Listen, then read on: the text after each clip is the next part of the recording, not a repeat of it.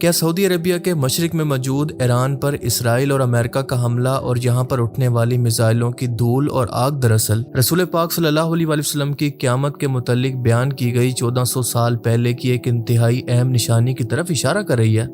کیونکہ حیرت انگیز طور پر اس جنگ کے بعد جو حالات بن رہے ہیں وہ ٹھیک انہی حالات و واقعات کی طرف اشارہ کرتے ہیں جو کہ حدیث مبارکہ کے اندر بیان کیے گئے تھے۔ آئیں ذرا ایک ایک کر کے گہرائی سے ان کا تجزیہ کرتے ہیں اور ایک ایک ڈاٹس کو ملا کر سچ تک پہنچنے کی کوشش کرتے ہیں، لیکن اس سے پہلے ایک بات کلیئر کر دوں کہ قیامت کا علم اللہ کے سوا کسی کو بھی نہیں ہے، اور جو بھی نشانیاں قیامت کے بارے میں حدیث مبارکہ کے اندر ہمیں بتائی گئی ہیں اس کو کوئی بھی شخص تب تک مکمل ہونے کا دعویٰ نہیں کر سکتا جب تک ایسا ہمارے سامنے حقیقت میں نہ ہو جائے۔ لیکن کیونکہ موجودہ حالات کو دیکھ کر مستقبل کے حالات ایسے ہی بن رہے ہیں جو کہ ان تمام نشانیوں پر پورا اترتے دکھائی دیتے ہیں، اسی لیے یہ حدیث اتنی اہم ہوتی جا رہی ہے۔ حضرت خالد بن مدان رحمۃ اللہ علیہ جو کہ ایک مشہور تابعی ہیں، تابعی کا مطلب کہ ایسا شخص جنہوں نے صحابی رسول کو ایمان کی حالت کے اندر دیکھا لیکن نبی کریم صلی اللہ علیہ وسلم کو نہ دیکھا نہ کبھی ان کی زیارت کی۔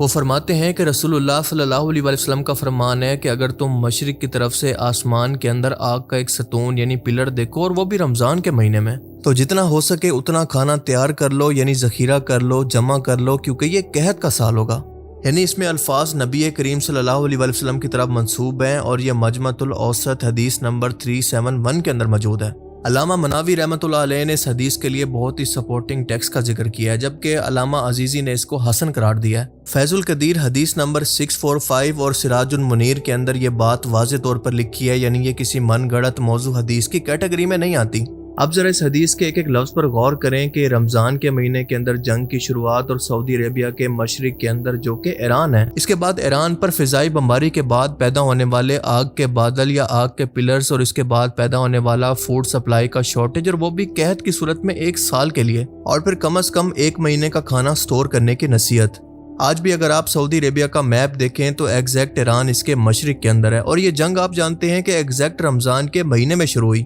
اور اسی جنگ کے اندر ہم نے دیکھا کہ جس طرح سے ایران پر ٹارگیٹڈ حملے کیے گئے تو جگہ جگہ پر حملوں کے بعد فضائی اٹیک کے بعد ہم نے اسی طرح کے آگ کے بادل دیکھے۔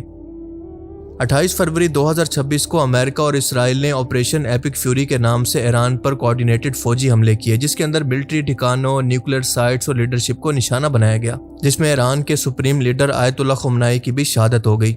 اور اس کے بعد ایران نے جوابی طور پر IRGC کے ذریعے اسٹریٹ آف ہرمز سے گزرنے والے تمام بحری جہازوں پر گزرنے پر پابندی لگا دی، اور 5 مارچ کو IRGC نے اعلان کیا کہ اسٹریٹ آف ہرمز صرف امریکہ، اسرائیل اور ان کے مغربی اتحادیوں کے جہازوں کے لیے بند رہے گا، جبکہ باقی سب کو ایک ایک کر کے گزرنے کی اجازت دی جا رہی ہے، لیکن کچھ شرطوں کے ساتھ۔ مثال کے طور پر اگر چائنیز کرنسی یوان کے اندر یا پھر ایرانین ریال کے اندر یہ تیل خریدا جائے تو یہ تب بھی اسٹریٹ آف ہرمز سے گزر سکتا ہے۔ اس کے علاوہ ہمارے سپورٹرز اور اتحادی بھی جو کہ جنگ کے اندر ہمارے ساتھ رہے، ان کے جہاز بھی یہاں سے گزر سکتے ہیں، بس امریکہ اور اسرائیل کا کوئی اتحادی یہاں سے نہیں گزر سکتا۔ اور اسی وجہ سے ہم نے دیکھا کہ اسٹریٹ آف ہرمز کی شپنگ کے اندر 70% سے زیادہ کمی آ چکی ہے، اور آئل کی پرائسز $100 پر بیرل کو کراس کر چکی ہیں، جس کی وجہ سے دنیا میں شدید انفلیشن اور گلوبل ریسیشن کا خطرہ ہر دن بڑھتا جا رہا ہے۔ اور اب آتا ہے انتہائی اہم پارٹ اس حدیث کا جو کہ چونکا دینے والا ہے، جس پر کوئی بات نہیں کر رہا، یعنی 1 سال کا قحط اور کھانا سٹور کرنے کی نصیحت۔ آپ کو بتاتا چلوں کہ اسٹریٹ آف ہرمز صرف آئل کے گزرنے کا راستہ نہیں ہے، بلکہ دنیا کی تقریباً آدھی فرٹیلائزر یوریا بھی یہیں سے ہو کر گزرتی ہے، جو کہ فصلوں کے لیے بہت ضروری ہے۔ اور آپ جانتے ہیں کہ اس وقت تو کاشت کا موسم چل رہا ہے اور کسانوں کے پاس ضرورت کے مطابق نہ بیج پہنچ رہا ہے، نہ فرٹیلائزر اور نہ پیسٹی سائڈ فارمولاز۔ اور اگر یہ سب چیزیں ایک لمبے ٹائم کے لیے نہیں ہوں گی تو کسان اپنی فصلیں کیسے کاشت کریں گے، اور فصلیں کاشت نہیں ہوں گی تو کھانا کہاں سے آئے گا؟ سبزی، فروٹ، دالیں سب کچھ مہنگا ہوگا یا پھر ملے گا ہی نہیں۔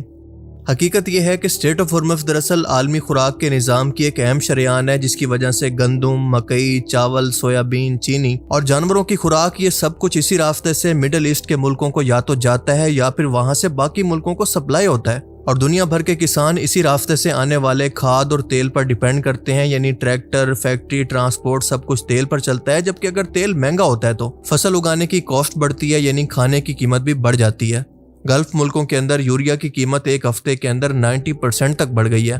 جبکہ پاکستان، انڈیا اور بنگلہ دیش کے اپنے فرٹیلائزر پلانٹس گیس نہ ملنے کی وجہ سے بند ہو گئے ہیں، جو کہ اسٹریٹ آف ہرمز کے راستے مڈل ایسٹ کے ملکوں سے ہی آتا ہے، اور آپ جانتے ہیں کہ فرٹیلائز کو بنانے کے لیے گیس کی ضرورت ہوتی ہے۔ اور ابھی حال ہی میں قطر کی LNG پر حملہ ہونے سے LNG سپلائی پوری دنیا کے اندر 20% تک کم ہونے سے مسئلہ اور زیادہ بڑھ گیا ہے، جسے ریکور کرنے کے لیے کم از کم 1 سال کا ٹائم چاہیے۔ عرب ملکوں کے پاس کیونکہ سستی گیس ہے، اسی وجہ سے وہ اپنے ملک کے اندر یوریا کھاد بنا کر باقی دنیا کو ایکسپورٹ کرتے تھے، جو کہ بند ہو چکی ہے۔ اس کا صاف مطلب ہے کہ کھاد مہنگی ہونے کی وجہ سے فصل کم ہوگی اور اگلے سال خوراک اور زیادہ کم ہوگی۔ اور اگر کراپس کے علاوہ صرف کھانے کی بات کریں تو بحرین، کویت، قطر، UAE اور سعودی عربیہ اور عراق کا 70% تک کھانا اسٹیٹ آف ہرمز سے ہی آتا ہے، کیونکہ یہاں کی زمین ایگریکلچر کے لیے موزوں نہیں ہے اور ان سب ملکوں کی آبادی 100 ملین سے بھی زیادہ ہے۔ اگر یہ بلاکیج ایسے ہی جاری رہا تو روزانہ 191 ملین پاؤنڈز کھانے کی ضرورت ہوگی، جو کہ UN ورلڈ فوڈ پروگرام کی کیپیسٹی سے 12 گنا زیادہ ہے۔ اور اسی جنگ کی وجہ سے خود ایران کے اندر کھانے کی قیمتوں کے اندر 40% تک اضافہ ہو چکا ہے۔ چاول 7% مہنگا، دال اور تیل 3 گنا مہنگا ہو چکا ہے، جبکہ ساؤتھ ایشیا کے اندر سب سے پہلے اس کا امپیکٹ پاکستان پر پڑ رہا ہے۔ فیول اور گروسری پرائسز تیزی سے بڑھ رہی ہیں، جبکہ پیٹرول پمپس پر لمبی لمبی لائنیں لگی ہوئی ہیں۔ حکومت نے ہفتے کے اندر 4 دن کام اور سکول بند کرنے جیسے سٹیپس لیے ہیں، لیکن کوئی فائدہ نہیں ہو رہا۔ اور اگر انڈیا کی بات کریں تو گلف کنٹریز کی طرف سے گیس نہ ملنے کی وجہ سے 40% تک یہاں پر یوریا کی پیداوار کم ہو چکی ہے، اور بنگلہ دیش کی فیکٹریز تو گیس نہ ملنے کی وجہ سے تقریباً بند ہو چکی ہیں۔ آسٹریلیا، انڈونیشیا اور یورپ ہر جگہ پر یا تو گیس کی سپلائی نہ پہنچنے کی وجہ سے یا پھر یوریا کی ایکسپورٹ رکنے کی وجہ سے اس کی تعداد کم ہوتی جا رہی ہے۔ اور آپ کو بتاتا چلوں کہ یوریا فرٹیلائزر دنیا میں سب سے زیادہ استعمال ہونے والی کھاد ہے، اور اس کی طاقت اس کے اندر موجود نائٹروجن ہے، جس کی وجہ سے پودے کی پتیاں بنتی ہیں۔ پودا سرسبز اور صحت مند رہتا ہے، اور اس کے علاوہ پودے کی گروتھ بہت تیز ہوتی ہے۔ اور اگر یہ نائٹروجن نہ ہو تو پتے پیلے ہو جاتے ہیں، پودا کمزور رہتا ہے اور پیداوار انتہائی کم ہو جاتی ہے۔ یعنی یوریا کھاد ان کی اصل گروتھ کو تیز کرتا ہے، پودوں کو جلدی بڑا کرتا ہے، خاص طور پر گندم، چاول، مکئی کے اندر یہ بہت ہی فائدہ مند ہے۔ اسی کی وجہ سے پودوں کے اندر زیادہ کلوروفل بنتا ہے، یعنی پودا زیادہ دھوپ استعمال کر کے خوراک بناتا ہے اور اس کی بڑھوتری تیز ہوتی ہے، اور اسی وجہ سے کسان کو زیادہ منافع ملنے کے ساتھ ساتھ فوڈ سپلائی بھی بڑھتی ہے۔ پر اب اس کا بالکل الٹ ہونے جا رہا ہے۔ صرف 2 ہفتوں کے اندر عالمی مارکیٹ کے اندر یوریا کی قیمت $465 سے بڑھ کر $585 پر میٹرک ٹن تک پہنچ چکی ہے، یعنی تقریباً 26% کا اضافہ۔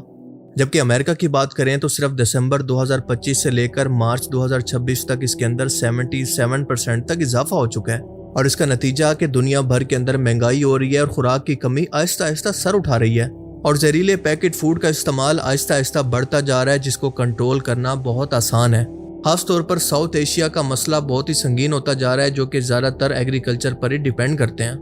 ماہرین کے مطابق صرف 1 مہینے کے اندر یہ فوڈ سپلائی چین ٹوٹنے سے پورے 1 سال کا قحط پیدا ہو جائے گا۔ جی ہاں، ایگزیکٹ 1 سال کا، بالکل وہی ایگزیکٹ ٹائم جو کہ حدیث مبارکہ کے اندر بیان کیا گیا ہے۔